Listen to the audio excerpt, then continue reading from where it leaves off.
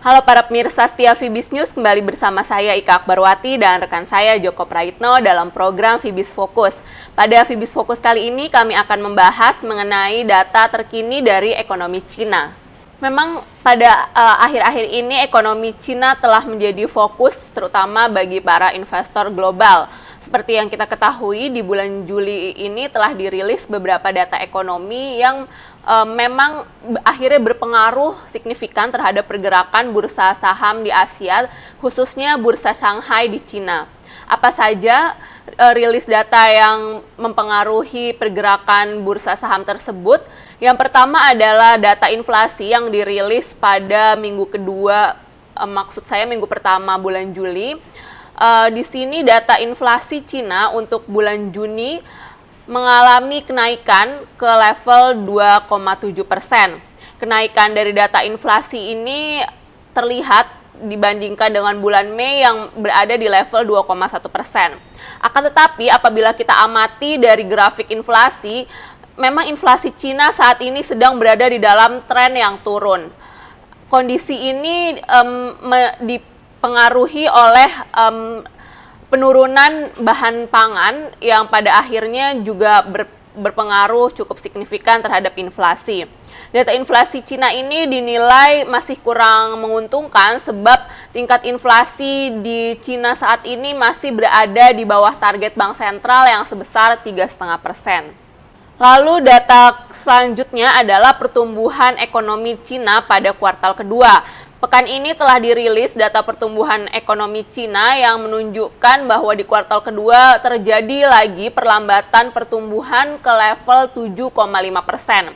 Memang level 7,5% ini masih berada di batas atau ambang ekspektasi pasar, meskipun memang selama 3 kuartal berturut-turut terjadi perlambatan. Pada kuartal pertama lalu juga mengalami perlambatan ke level 7,7% dari level sebelumnya yaitu 8,1%.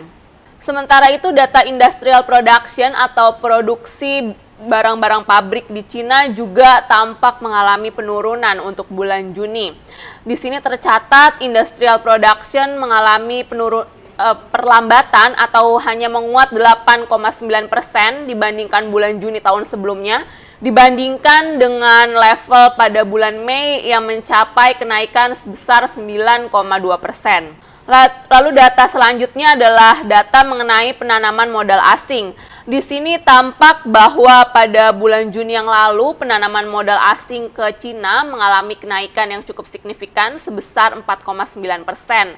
Penanaman modal asing ini tumbuh dengan lebih cepat dibandingkan bulan-bulan sebelumnya, bahkan mencapai level paling tinggi sejak akhir tahun 2012 yang lalu. Selanjutnya kita akan melihat bagaimana pengaruh dari kondisi ekonomi Cina ke bursa Shanghai yang akan dijelaskan lebih lanjut oleh rekan saya Joko. Silakan Joko.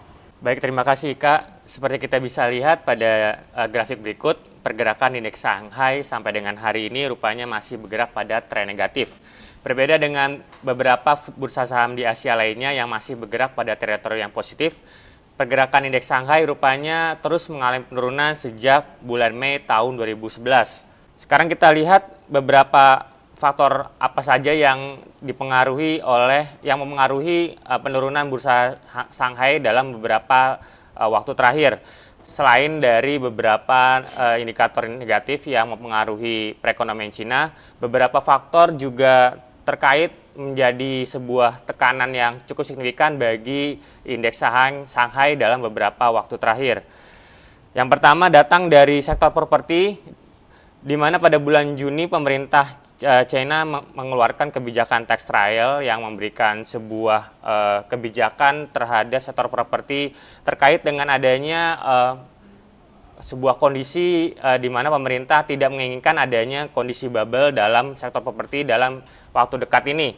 Oleh karena itu pemerintah sengaja mengeluarkan tambahan pajak terhadap beberapa produk sektor properti terkait dengan adanya indikasi akan terjadinya bubble akibat adanya kenaikan harga properti yang melonjak dalam beberapa waktu tahun terakhir.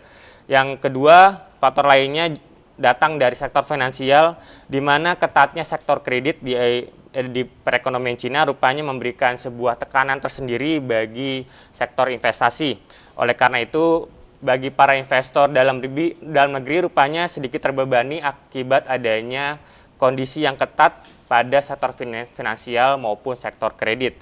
Sedangkan yang ketiga, imbas ataupun pengaruh dari penurunan bursa saham Shanghai rupanya disebabkan juga oleh kebijakan Bank Sentral terkait dengan kebijakan pack money yang menetapkan nilai tukar yuan di posisi 6,187 per dolar Amerika Serikat yang merupakan level terendahnya sejak 24 Juni yang lalu.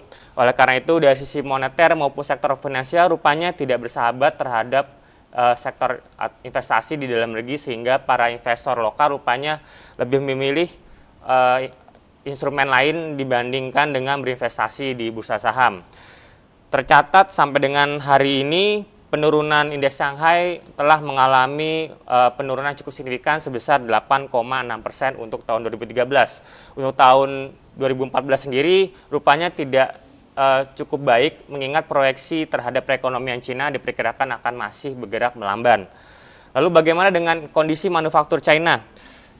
PMI atau Purchasing Manager Index sampai dengan bulan Juni rupanya masih menunjukkan tren yang negatif. Pada bulan Juni yang lalu, data tersebut dilaporkan mengalami penurunan ke level 4,82 poin. Level tersebut merupakan level terendah sejak September 2012.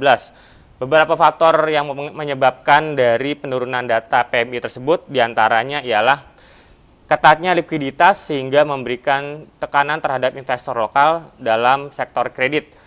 Oleh karena itu investor rupanya cukup terbebani akibat sulitnya memperoleh dana likuid dari sektor perbankan, sehingga sektor manufaktur rupanya menjadi bergerak melamban dalam beberapa waktu terakhir.